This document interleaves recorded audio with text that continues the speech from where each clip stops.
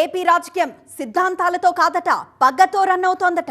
రాజకీయ కక్ష అనుకోండి, ఏమైనా అనుకోండి, పాత కేసులను తవ్వుదాం, ప్రత్యర్థిని ఊపిరాడకుండా చేద్దాం అన్నట్లుగా సాగుతోందట. ఒకప్పుడు తమిళనాడులో కనిపించిన ఇలాంటి యుద్ధ వాతావరణమే రాజకీయంగా ఏపీలోనూ కనిపిస్తోందా? ప్రత్యర్థులను కేసులు, బెయిల్లు, విచారణలతో బిజీ చేస్తే తమ పని ఈజీ అవుతుందని భావిస్తున్నారా? కేసులు, అరెస్ట్ల చుట్టూ తిరుగుతున్న ఏపీ రాజకీయం మున్ముందు ఎలాంటి టర్న్ తీసుకోబోతోంది?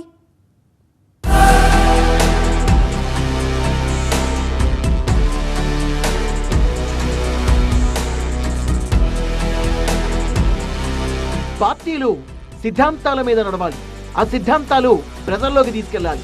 ఎన్నికల్లో తమేం చేస్తామో భరోసా ఇచ్చి ప్రజామోదం పొందాలి.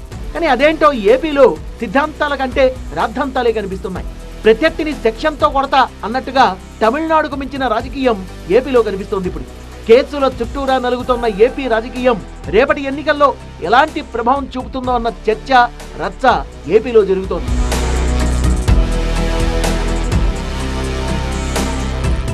ఏపీలో రాజకీయ నాయకుల మీద కేసులు పెట్టడం ఇదే కొత్తేం కాదు.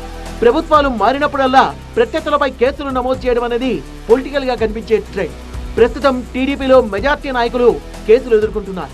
కేసులతో టీడీపీని ఆత్మరక్షణలోకి నెట్టే వ్యూహాన్ని వైసీపీ అమలు చేస్తోంది. అట్ ది సేమ్ టైం తాజా పరిణామాలతో సానుభూతి పొందే ప్రయత్నాలు టీడీపీ ముమ్మరం చేస్తోంది. టీడీపీ నేతలపై పెండింగ్ లో ఉన్న కేసులు 1 by 1 వ్యూహాత్మకంగా తెర మీదకు వస్తున్నాయి. ఎన్నికల ప్రచారం వేళ కేసులు, అరెస్టులు ఎవరికి అనుకూలంగా మారుతాయి అనేది ఇప్పుడు డీప్ డిస్కషన్ పాయింట్ గా మారింది.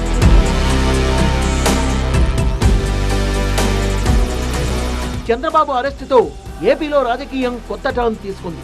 స్కిల్ స్కామ్ లో చంద్రబాబు 52 రోజులు జైల్లో ఉండాల్సి వచ్చింది. ప్రస్తుతం మధ్యంతర బెయిల్ వచ్చినా అది 4 వారాలే. అంతేకాదు రాజకీయ ర్యాలీల్లో చంద్రబాబు పాల్గొనకూడదని హైకోర్టు ఆర్డర్. ఇప్పుడు ఈ కేసు ఏసీబీ కోర్టు నుంచి హైకోర్టు నుంచి సుప్రీంకోర్టు దాకా వెళ్ళింది. రెగ్యులర్ బెయిల్ పై విచారణ సాగుతోంది. సుప్రీంకోర్టులో క్వాష్ పిటిషన్ పెండింగ్ లో ఉంది. ఈ ఒక్క కేసే కాదు, చంద్రబాబుపై రాష్ట్ర వ్యాప్తంగా నమోదైన మరికొన్ని కేసులు, అమరావతి భూముల వ్యవహారంలో కూడా కేసులు నమోదయ్యాయి. చంద్రబాబుతో పాటు మిగతా టీడీపీ నేతలపై ఉన్న కేసుల వ్యవహారం కూడా తెర మీదకు వస్తోంది. చంద్రబాబుతో పాటుగా పలువురు టీడీపీ ముఖ్య నేతలపైన కేసులున్నాయి. దీంతో టీడీపీలో ఒకంత అలజడైతే మొదలైంది. పైకి కేసులు, జైలుకు సిద్ధమని గాంభీర్యాన్ని ప్రదర్శిస్తోన్న లోపల మాత్రం ఎన్నికల వేళ కేసుల్లో చిక్కుకుంటే ఆ పర్యవసానాలు ఎలా ఉంటాయనే ఆందోళన అయితే టీడీపీ వర్గాల్లో ఉంది. ముఖ్య నేతలు ఇలా కోర్టుల చుట్టూ తిరిగితే ఆర్థికంగా, రాజకీయంగా నష్టం ఉంటుందనే అభిప్రాయం ఉంది. ఎన్నికల సమరసన్నాహాల్లో ఉండాల్సిన టీడీపీ అగ్రనాయకత్వం ఇలా కేసుల చుట్టూరా తిరిగితే పార్టీని దెబ్బతీయొచ్చన్న వ్యూహం ఫలిస్తే అది తమకు కలిసొస్తుందని వైసీపీ అంచనా వేస్తోంది. ఏ సమయంలో వరుస కేసులు, అవినీతి ఆరోపణలు పొత్తులపైన ప్రభావం చూపుతాయనే వాదన ఉంది.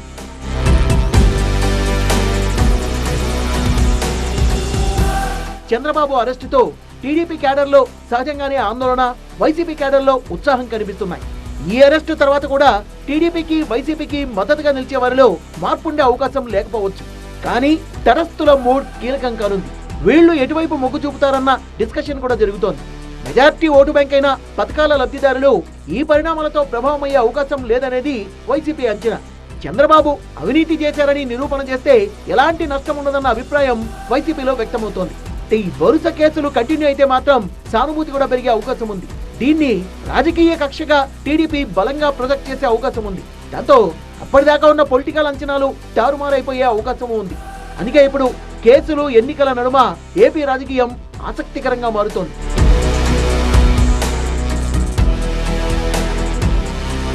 ప్రస్తుతం చంద్రబాబుపై గతంలో నమోదైన కేసులే కాదు, లేటెస్ట్ గా మరో కేసు నమోదు చేసింది సిఐడి. గత ప్రభుత్వంలో మద్యం కంపెనీలకు అక్రమంగా లైసెన్సులు మంజూరు చేశారన్న ఆరోపణలపై కేసు నమోదు చేసింది.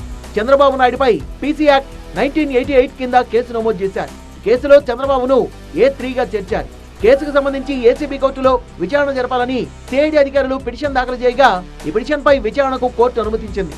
ఇలా వరుస కేసులతో చంద్రబాబుని వైసీపీ ఉక్కిరిబిక్కిరి చేస్తోందని, ఉద్దేశపూర్వకంగానే కేసులు పెడుతోందనేది టీడీపీ వాదన.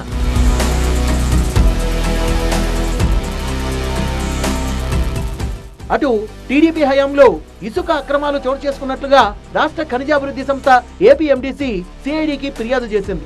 ఫిర్యాదు చేసిందే తడవు చంద్రబాబు హయాంలో పనిచేసిన మంత్రులు, పలువురు టీడీపీ నేతలపై ఎఫ్ఐఆర్ నమోదు చేశారు. ఈ కేసులో A1 గా పీతల సుజాత, A2 గా చంద్రబాబు, A3 గా చింతమనేని ప్రభాకర్, A4 గా దేవినేని ఉమను పేర్కొన్నారు. ఇప్పటికే చంద్రబాబుపై మధ్యంతర బెయిల్ కాలంలో ఎలాంటి చర్యలు తీసుకోబోమని సిఐడి హైకోర్టుకు హామీ ఇచ్చిన నేపథ్యంలో ఇసుక కేసులో కూడా వెంటనే చర్యలు తీసుకోకపోవచ్చని తెలుస్తోంది.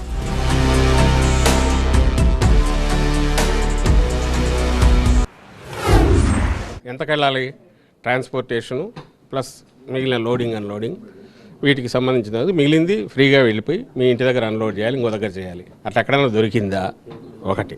సెకండరీ అక్కడ ఇప్పుడు జనానికైతే ఆ రోజు దొరకలేదు, హ్యూజ్ అమౌంట్స్ ఎక్కువ పే చేసి తీసుకున్నారని అందరికీ తెలుసు. రెండవది ఎన్జిటి కూడా అదే అబ్జర్వ్ చేసింది, నేషనల్ గ్రీన్ ట్రిబ్యునల్ పెనాల్టీ కూడా వేసింది 100 కోట్లు. మూడవది మీ మీడియాల్లోనే అన్నింటిలో అప్పట్లోనే వచ్చాయి, పెద్ద పెద్ద క్రేన్లు పెట్టి బోట్లు పెట్టి క్లించింగ్ ఎవిడెన్స్ దేర్. ఎవడైనా క్రేన్లు పెట్టి తీసుకెళ్లి జనానికి ఉచితంగా ఇస్తారా? సో వసూలు చేశారు. ఎంత వసూలు చేశారు? రీసెంట్ గా బుద్ధా వెంకన్నకు సిఐడి నోటీసులు ఇచ్చింది. చంద్రబాబు రిమాండ్ కు వ్యతిరేకంగా జడ్జిపై అనుచిత వ్యాఖ్యలు చేశారని సిఐడి ఆయనపై కేసు నమోదు చేసింది. ఆరోగ్య పరీక్షల కోసం హైదరాబాద్ వెళ్లిన బుద్ధా వెంకన్నకు హైకోర్టు ఆదేశాలతో నోటీసుల్ని స్వయంగా అందజేసింది.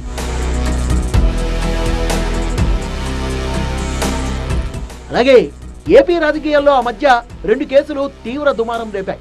అందులో ఒకటి మాజీ మంత్రి వైఎస్ వివేకానంద రెడ్డి హత్య కేసు, రెండవది వైఎస్ జగన్ పై 4 ఏళ్ల క్రితం జరిగిన కోడికత్తి దాడి కేసు.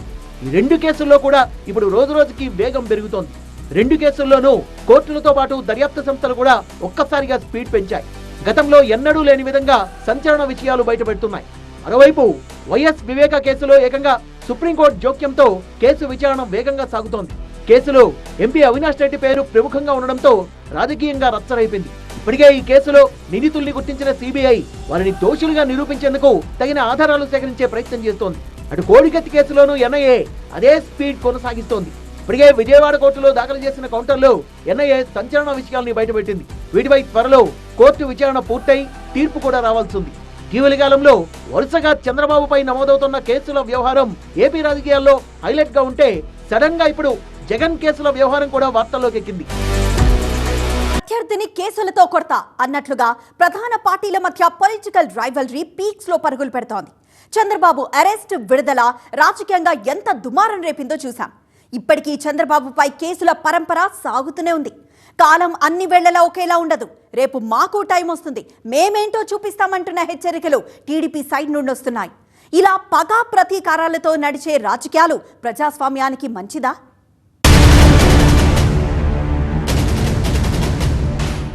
ప్రస్తుత ఏపీ రాజకీయాల్ని, గతంలో తమిళనాడు రాజకీయాల్ని పక్కపక్క ఫ్రేముల్లో పెట్టి చూస్తున్నారు పొలిటికల్ ఫాలోయర్. రాజకీయాల్లో శాశ్వత శత్రువులు, శాశ్వత మిత్రులు ఉండరని అంటారు. అని తమిళనాడు రాజకీయాల్లో దిగ్గజాలైన కరుణానిధి, జయలలిత జీవితాంతం కత్తులు దూసుకుంటూనే ఉన్నారు. తమిళనాడులో జయలలిత, కరుణానిధి మధ్య జరిగిన పొలిటికల్ యుద్ధం ఇప్పటికీ మన కళ్ల ముందు కదలాడుతూనే ఉందిగా.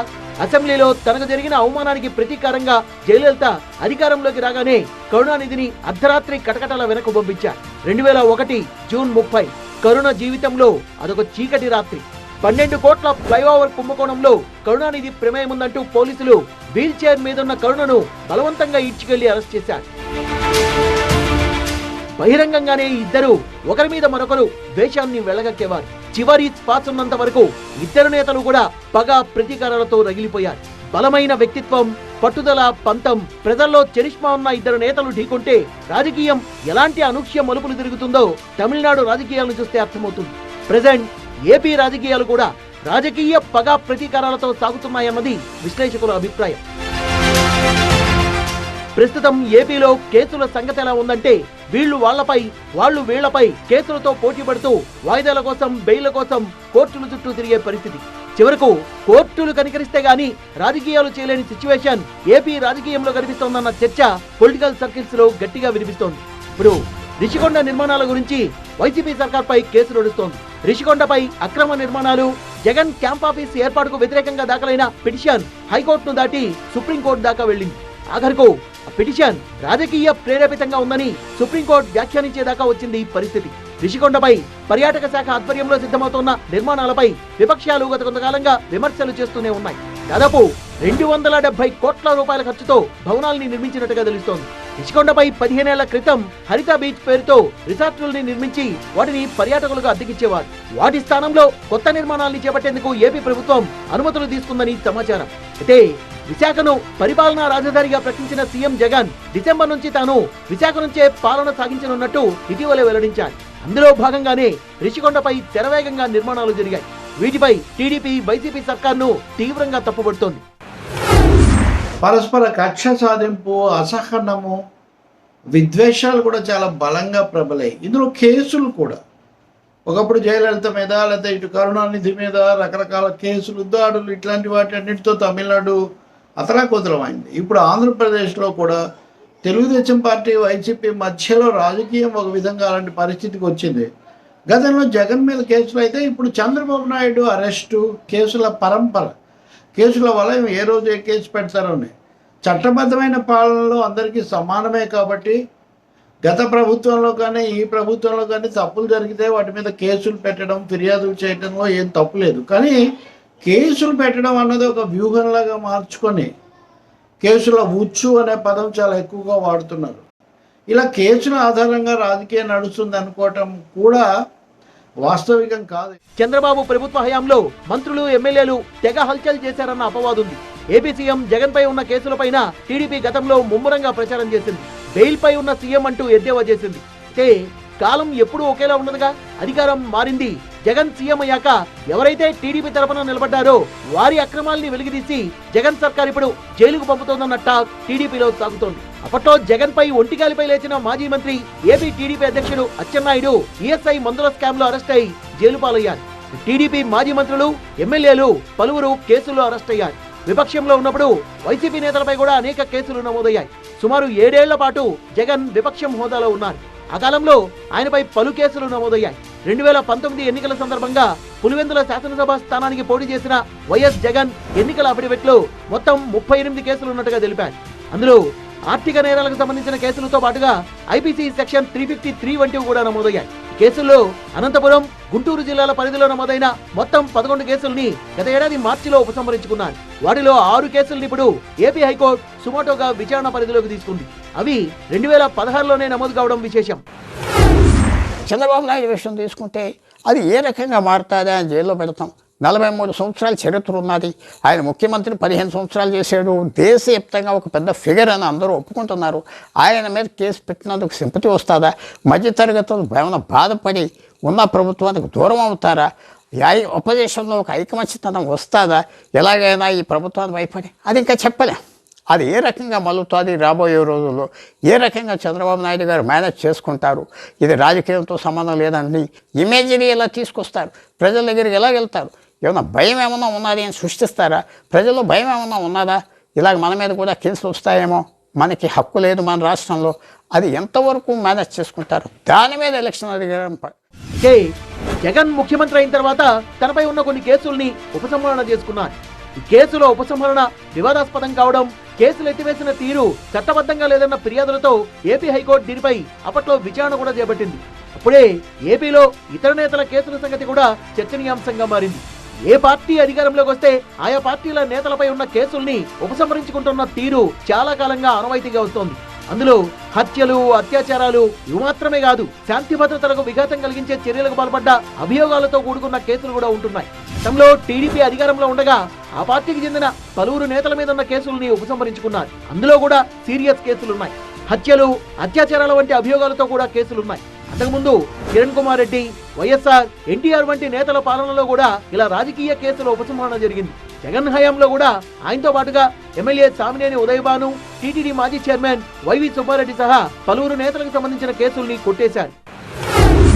చట్టబద్ధంగా జరగాల్సినటువంటిది, వ్యవస్థాగతమైన విషయాలు కూడా, వ్యవస్థల పరమైనటువంటి అంశాలు కూడా రాజకీయమైన కక్షలకు అవి నిలయాలుగా మారిపోతున్నాయి. ఈ క్రమంలో రాజకీయం అంతకంతకు కూడా వివాదాస్పదమవుతుంది, ఆరోపణలకి దారితీస్తుంది. ఇదేమో ఆరోగ్యకరమైనటువంటి అంశం కాదు. తప్పు ఎవరు చేసినా ఒకటే, చట్టబద్ధంగా న్యాయస్థానాలు చెప్పిన ప్రకారం కేసులు మోపడం అన్నది ఒక వ్యూహంలాగా, ఒక ఉచ్చులాగా మారడం మటుకు శ్రేయస్కరం కాదు. ఇక జనసేన అధ్యక్షుడు పవన్ కళ్యాణ్ పై కూడా కేసులు నమోదయ్యాయి. వారాహి విజయయాత్రలో భాగంగా ఏలూరులో నిర్వహించిన బహిరంగ సభలో వాలంటీర్ వ్యవస్థపై పవన్ చేసిన ఆరోపణలు రాజకీయ రాద్ధాంతానికి వేదికయ్యాయి. రాష్ట్రంలో ప్రతి ఇంట్లో ఎంతమంది ఉన్నారు, వాళ్ళలో ఆడపిల్లలు ఎంతమంది, వితంతువులు ఎంతమంది ఉన్నారు, ఇలాంటి వివరాల్ని సేకరిస్తున్నారని, మహిళల భద్రతకు భంగం కలిగించేలా ఈ వ్యవస్థ ఉందని ఆరోపించారు ఆయన. ఈ వ్యాఖ్యలు ఏపీలో పెద్ద దుమారమే రేపాయి. వైసీపీ ఈ వాలంటీర్ స్కీమ్ని పెట్టారు. ప్రతి ఊర్లో ప్రతి గ్రామంలో ఎవరి మనిషి, ఏ కుటుంబంలో ఎంతమంది ఉంటారు, ఏ కుటుంబంలో ఆడపిల్లలు అక్కడ ఏమేమి ఉన్నాయి, వాళ్ళు ఎవరైనా అబ్బాయిలను ప్రేమిస్తున్నారా, వాళ్ళలో వితంతువులు ఉన్నారా, ఇట్లా ట్రాప్ చేసి హ్యూమన్ ట్రాఫికింగ్ జరుగుతూ ఉంది వీళ్ళ ఇన్ఫర్మేషన్ వల్ల. ఇక్కడ మనం గుర్తుపెట్టుకోవాల్సింది ఏంటంటే, కేసుల రాజకీయంలో అధికార పార్టీ అధినేత సీఎం జగన్ బెయిల్ పై ఉన్నారు, ప్రతిపక్ష పార్టీ నేత మాజీ సీఎం చంద్రబాబు బెయిల్ పై ఉన్నారు. సో కోర్టులు వాయిదాలు బెయిల్లు ఇస్తే కానీ మన ప్రధాన పార్టీల అధినేతలు రాజకీయాలు చేసే పరిస్థితి కనిపించడం లేదు. ఇదో రకంగా విచిత్రమైన పరిస్థితే. రాజకీయంగా అడుగులు వేయాలంటే కోర్టుల అనుమతి తప్పనిసరి, విదేశాలకు వెళ్లాలంటే కోర్టుల అనుమతి తప్పనిసరి. ఇలా ఏది చేయాలన్నా మన ప్రధాన లీడర్లు కోర్టు కనుసన్నల్లోనే ఉండాల్సిన పరిస్థితి. అయితే చూడాలి ఈ కేసుల రాజకీయం రాబోయే ఎలక్షన్స్ లో ఎలాంటి ప్రభావాన్ని చూపుతుందో.